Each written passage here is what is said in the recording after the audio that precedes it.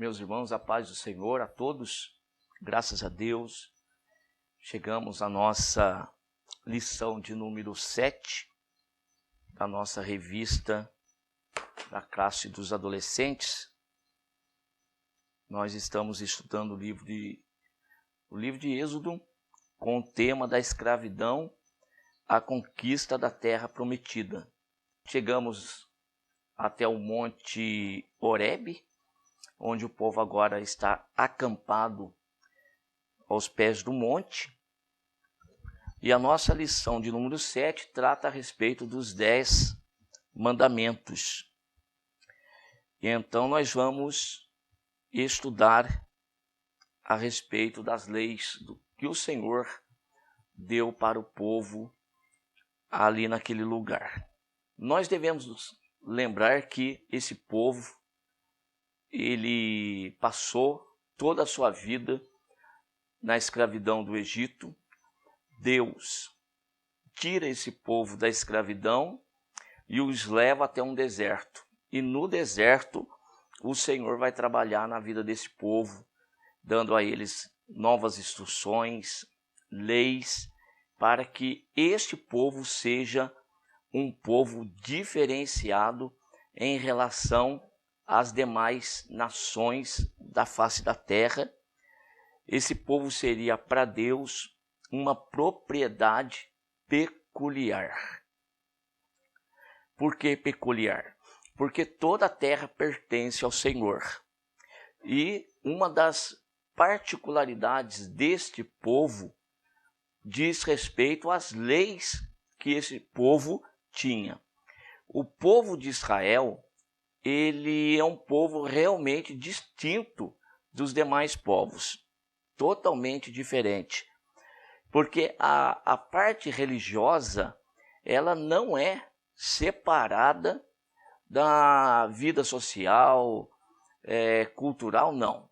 O povo do Senhor, o povo de Deus, ele tem o Senhor Deus em todo momento, em toda a área da vida. Então não há uma separação. O Senhor, ele reina sobre a vida do povo em todos os aspectos e em todas as áreas. Ao menos é isto que é a proposta do Senhor Deus para esse povo nesse início de caminhada, de formação em pleno deserto. E para começar então, o Senhor vai dar a este povo os 10 mandamentos, que é o objeto da nossa lição nesse momento. Desta forma, nós temos 3 tópicos a abordar. Primeiro, propósitos da lei. Segundo, nós temos as responsabilidades do homem para com Deus. E depois, as responsabilidades do homem para com o seu próximo. No propósito da lei, nós vamos observar aqui que os 4 primeiros mandamentos, eles estão resumidos em um único mandamento, que é amar a Deus sobre todas as coisas. Nós já vemos isso em Deuteronômio e no Novo Testamento da mesma forma. Nós pouco vemos a expressão os 10 mandamentos. No entanto, nós vamos perceber que os mandamentos, eles não estão excluídos da vida do povo. Ao contrário, os 10 mandamentos do Senhor, eles são para ser observados pelo povo.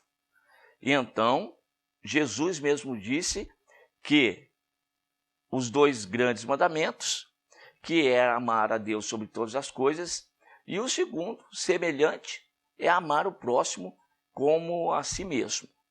E assim se resume toda a lei.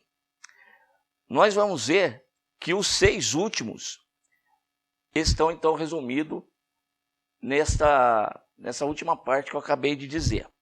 Outra coisa a observar sobre os propósitos da lei é que a essência dos 10 mandamentos é o amor a Deus e o amor ao próximo. Essa é a essência. Então, recapitulando aqui, nós temos 10 mandamentos, onde nós percebemos que os 4 primeiros está relacionado com as responsabilidades do homem para com Deus, e então se resume em um mandamento principal, que é amar a Deus sobre todas as coisas, e também o outro grupo, que são os outros 6, né? Na realidade, os outros 5, que um deles vai fazer uma divisão entre os mandamentos, né?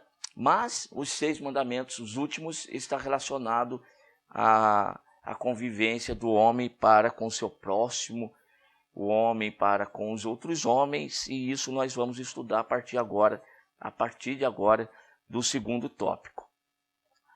Mas não podemos deixar passar que a essência dos mandamentos é realmente o amor a Deus e o amor ao próximo, pois aquele que ama a Deus, logo amará também ao próximo. Afinal, todos nós fomos feitos à imagem e à semelhança de Deus.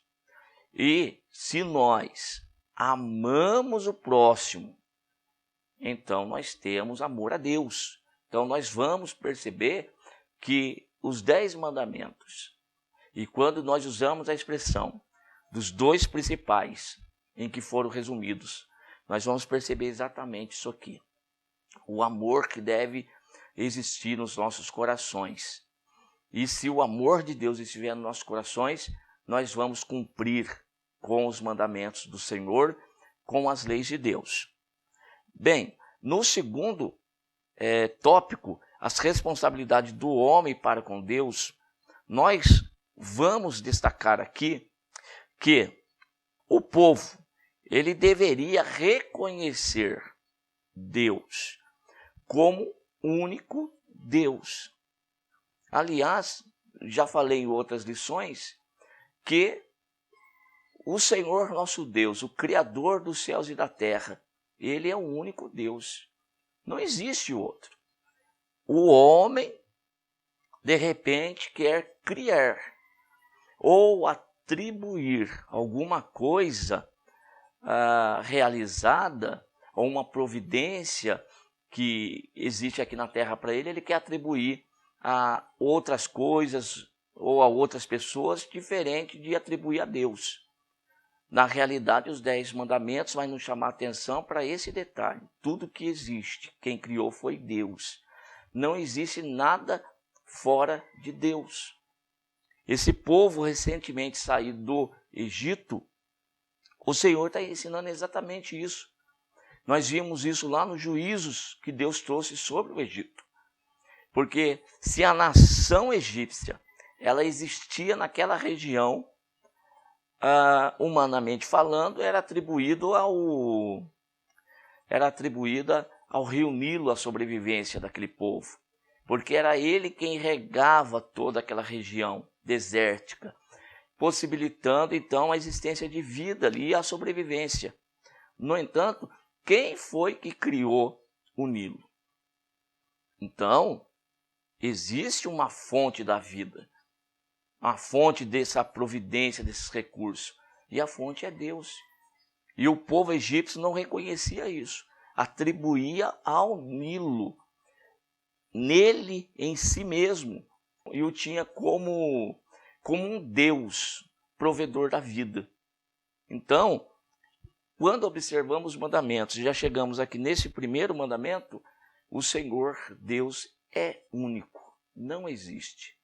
Aquele que atribuir qualquer bênção, livramento, providência a qualquer pessoa ou outra coisa diferente do Senhor Criador dos céus e da terra, está transgredindo este primeiro mandamento.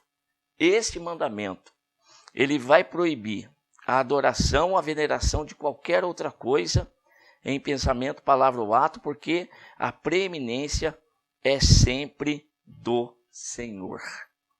O segundo mandamento, nós temos a proibição de se representar Deus através de imagem de escultura.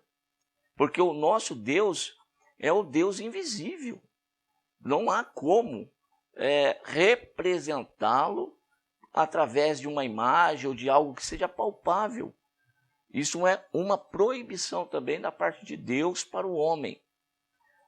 Nós devemos reconhecer o nosso Deus na pessoa de nosso Senhor Salvador Jesus Cristo. Jesus, sim, foi a imagem do Deus invisível enquanto esteve aqui na face da terra, né? Enquanto esteve aqui pregando o Evangelho. Ao terceiro dia, depois da sua morte, ele ressuscitou e está sentado à direita de Deus Pai. Então, Cristo Jesus, a imagem do Deus invisível. Quanto ao terceiro mandamento, trata exatamente de não usar o nome do Senhor em vão. Nas classes eu costumo falar para as pessoas, quantas das vezes em nossos dias nós utilizamos o nome de Deus nas nossas conversas, nos nossos diálogos. Então existe uma proibição da parte do Senhor para que o seu nome não seja utilizado em vão. Então, o nome do Senhor é um nome santo, deve ser guardado e utilizado quando você se dirigir a Ele. Então você converse com o Senhor e você menciona o nome do Senhor. Agora, ficar conversando, as nossas conversas normais, e introduzir, inserir o nome do Senhor nas nossas conversas é utilizar o nome do Senhor em vão. E isto constitui a transgressão desta parte da lei, esse terceiro mandamento, e isto então constitui pecado. Muitas das vezes nós estamos preocupados, e devemos mesmo, ficar preocupados com os pecados que nós mensuramos como mais graves ou maiores, não é? E esquecemos de outros, como, por exemplo, usar o nome do Senhor em qualquer lugar, em qualquer hora e com qualquer propósito. Agora, pior ainda se for por motivo ainda torpe ou escusos, né? Aí a situação agrava.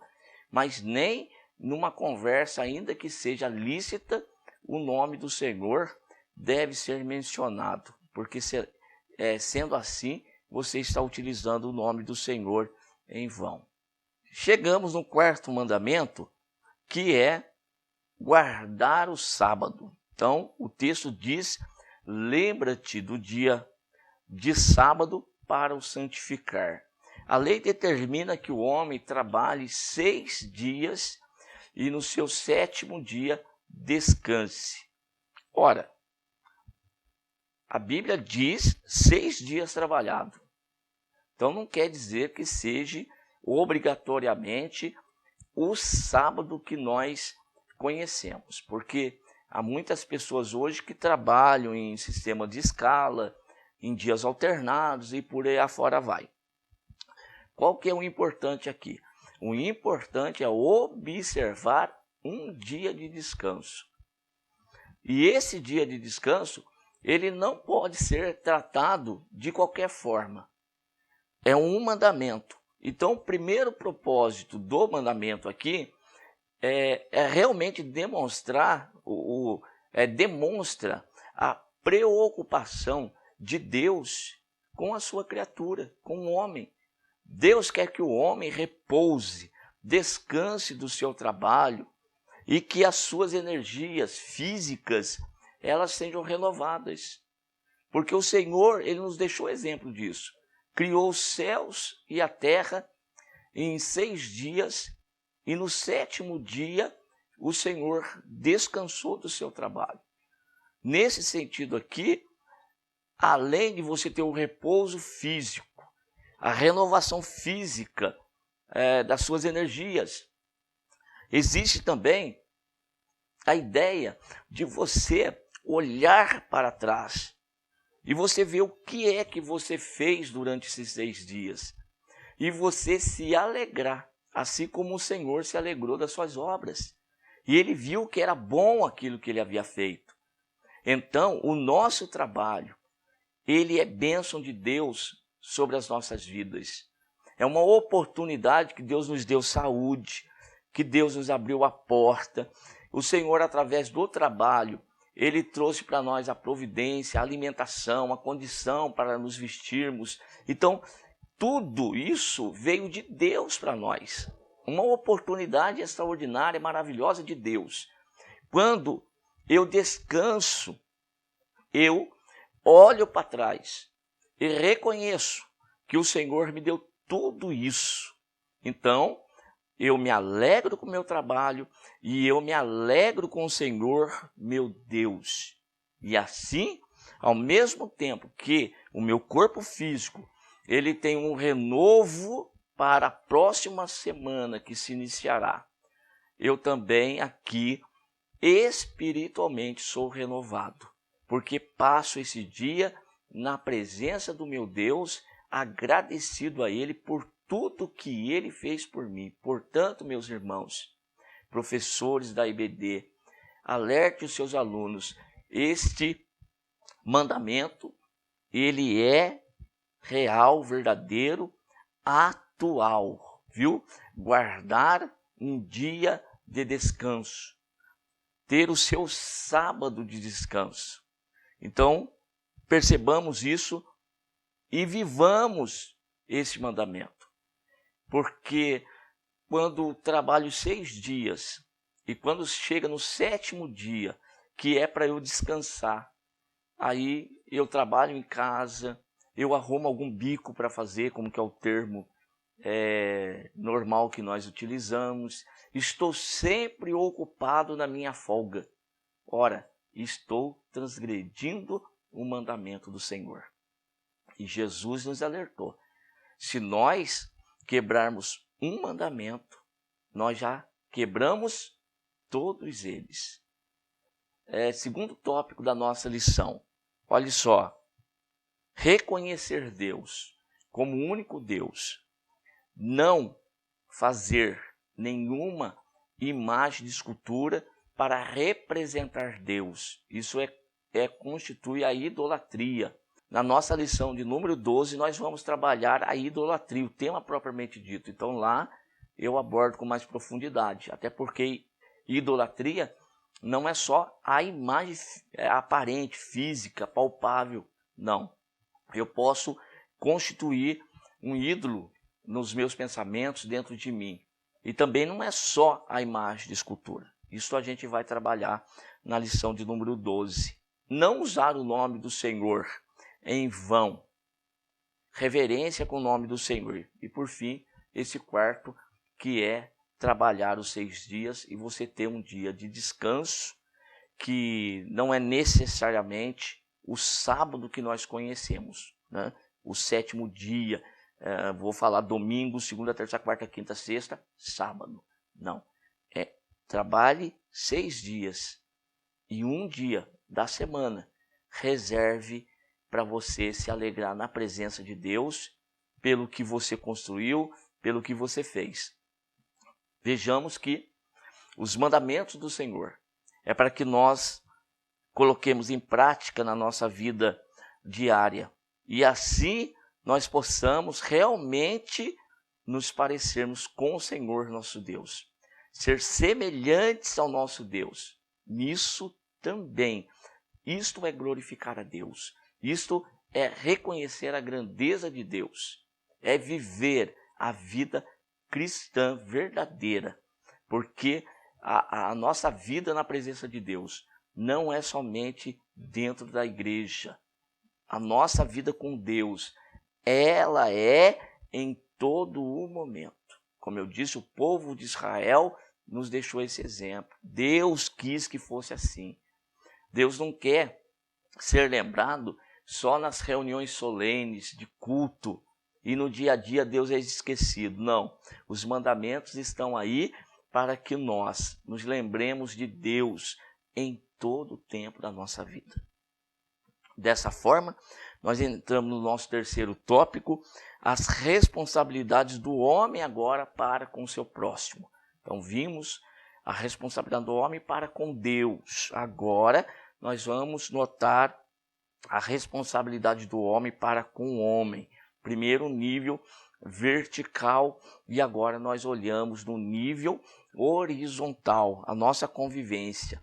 Dessa forma, o quinto mandamento, ele faz uma divisão entre os mandamentos que tratam do relacionamento do homem com Deus e aqueles que se relacionam com o seu próximo, além de ser o único mandamento com promessa.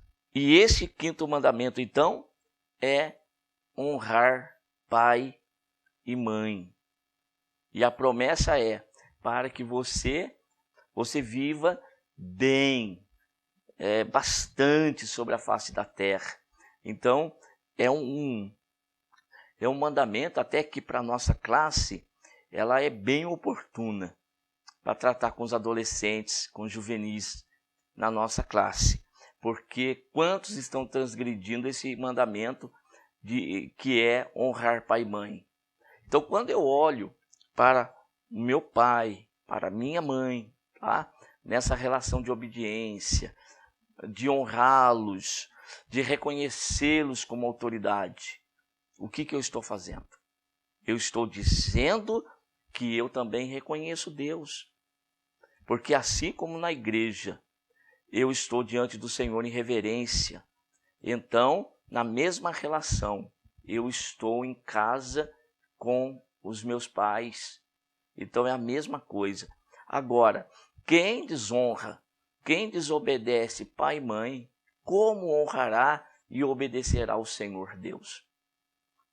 Se aquele que nós estamos vendo, que nós estamos diariamente com Ele, e eles próprios estão nos corrigindo, e nós não vamos obedecê-los, como nós vamos obedecer aquele que nós não vemos?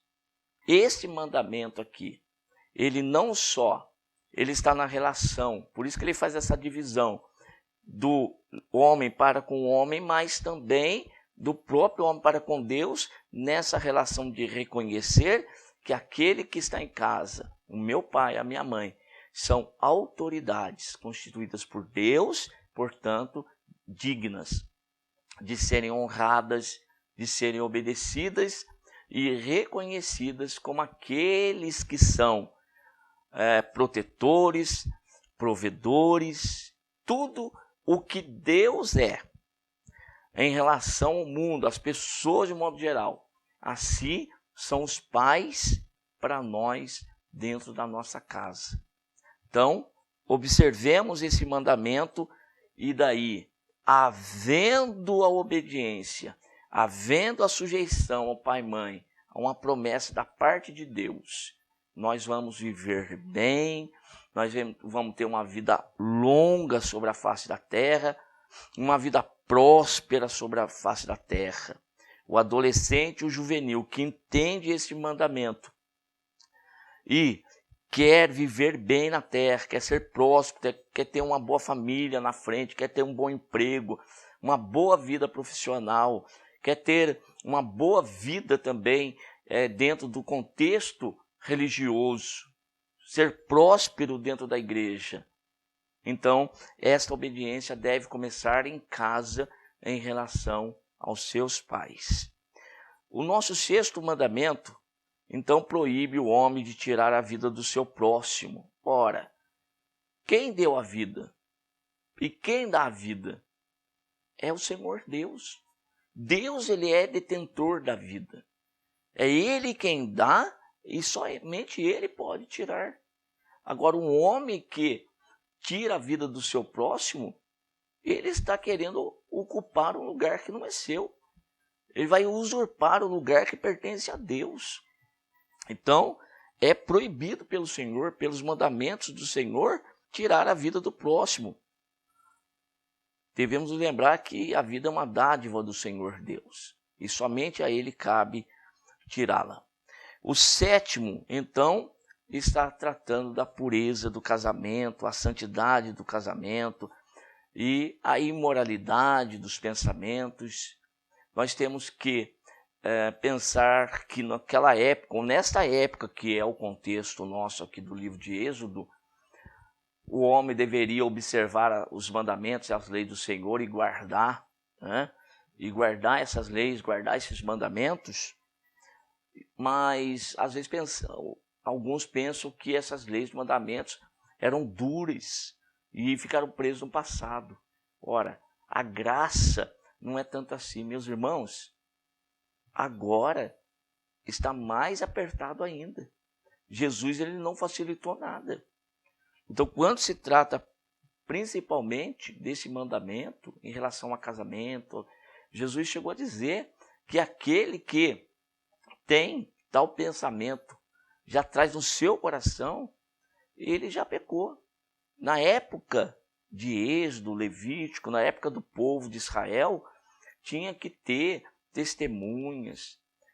Uma mulher adúltera, por exemplo, tinha que ser pega num ato, né? E assim levado para o juiz, tanto ela quanto o homem, e também ter testemunhas. Já na graça, com Jesus, Jesus já diz que aquele que olhar e cobiçar no seu coração, ele já cometeu adultério, já transgrediu esse mandamento, já é digno de juízo. Então, vivamos uma vida sincera e verdadeira diante de Deus, não só na aparência, mas na essência, dentro de nós. Lá dentro o Senhor tem que ver que realmente está existindo uma mudança, uma transformação de vida, tá bom? O oitavo trata aí das propriedades, que ninguém deve desrespeitar o outro, cobiçar também, ou agir com desonestidade em relação ao seu próximo. Então perceba que o terceiro tópico aqui desses mandamentos, esse grupo de mandamentos em relação ao próximo, né? Então, da minha parte para com meu irmão e vice-versa. É preciso respeitar os bens dos outros através da honestidade e da pureza no viver, no agir e no proceder. Então eu não tenho que desejar nada daquilo que não é meu.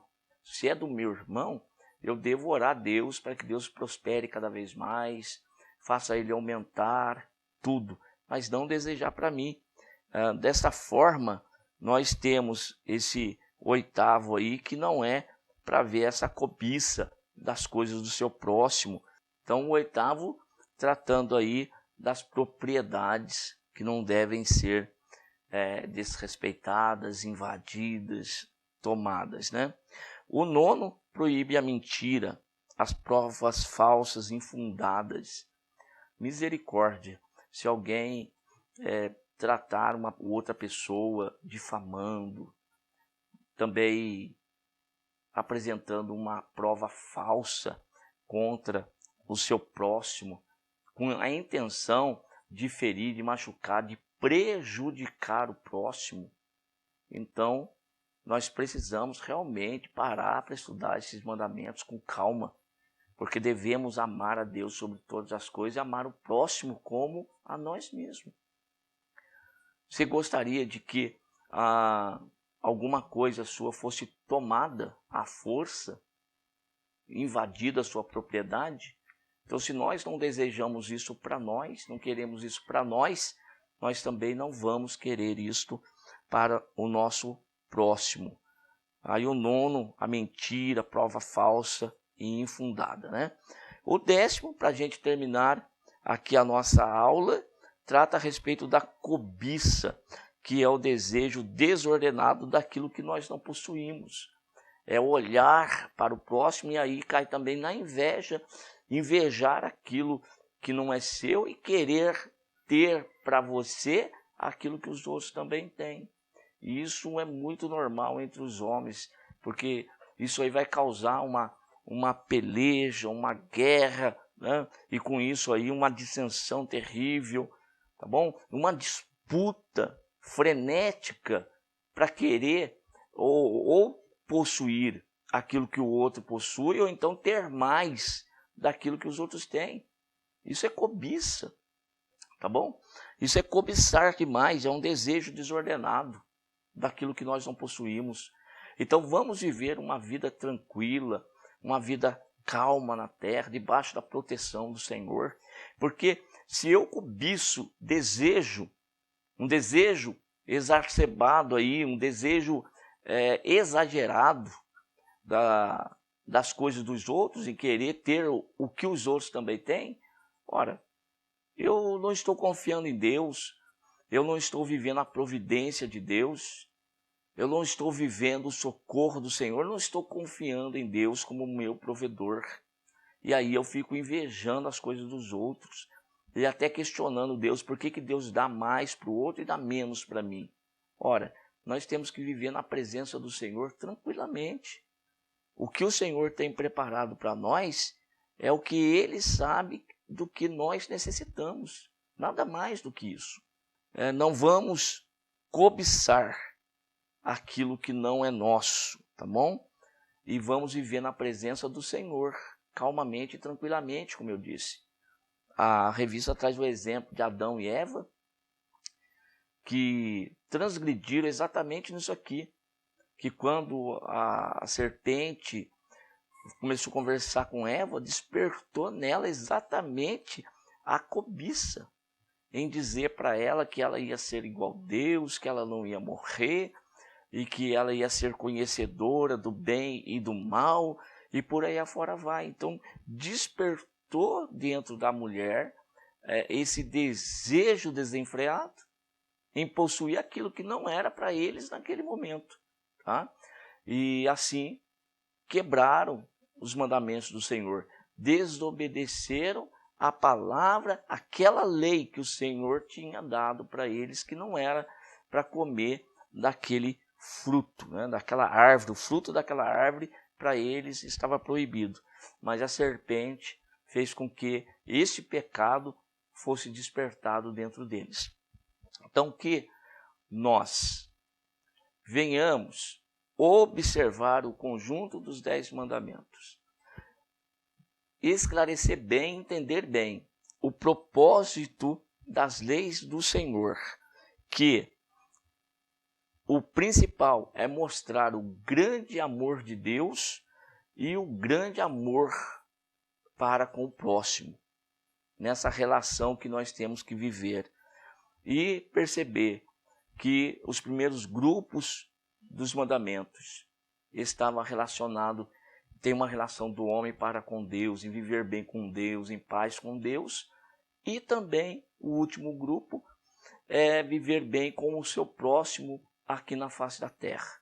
Se nós fizermos assim, meus irmãos, nós vamos ter uma vida tranquila, sossegada, nós vamos estar satisfeitos com aquilo que o Senhor tem dado para nós, porque toda bênção provém do Senhor. Então, se nós desejamos, queremos alguma coisa, não é proibido desejar algo. O que é proibido é desejar algo que não é seu. E isso com um ânimo forte em querer possuir aquilo que não é seu. Agora, o desejo de ter algo nessa terra é lícito, mas peçamos a Deus, vamos buscar a face do Senhor, vamos desejar que Deus venha nos abençoar, não com o desejo de ser igual aos outros, não com o desejo de ter mais do que os outros e mostrar uma posição, uma vida mais elevada do que as outras, pois, sendo assim, nós não estamos demonstrando que estamos vivendo na presença de Deus e não estamos vivendo o verdadeiro amor de Deus. Porque nada adianta nós termos uma vida religiosa impecável e uma vida social corrompida, uma vida profissional corrompida. A nossa vida com Deus, ela é caracterizada, é marcada por todo o contexto em que nós vivemos, seja social, profissional e também religioso. O Senhor Deus, Ele quer ser o nosso Deus em todo tempo, em toda área da nossa vida. Que nós, em tudo que formos fazer, possamos levar os nossos corações ao Senhor, as nossas orações, as nossas petições diante dEle. E qualquer coisa que venhamos fazer, qualquer coisa aqui na face dessa terra, de negócios, de comércio, nós possamos nos lembrar desses 10 mandamentos. E daí nós possamos fazer tudo de forma lícita, de forma legal, de forma aprazível diante do Senhor. Lembrando que o nosso Deus é um Deus que tem os olhos de chama de fogo. E Ele conhece o homem no seu interior. E que não há nada, absolutamente nada, que esteja oculto diante dos seus olhos. Então, que venhamos honrar Deus em todo tempo, em toda hora, em todo lugar. E assim o nome do Senhor seja, através da nossa vida, glorificado e engrandecido como tem de ser. Deus abençoe a todos, em nome de Jesus. Amém.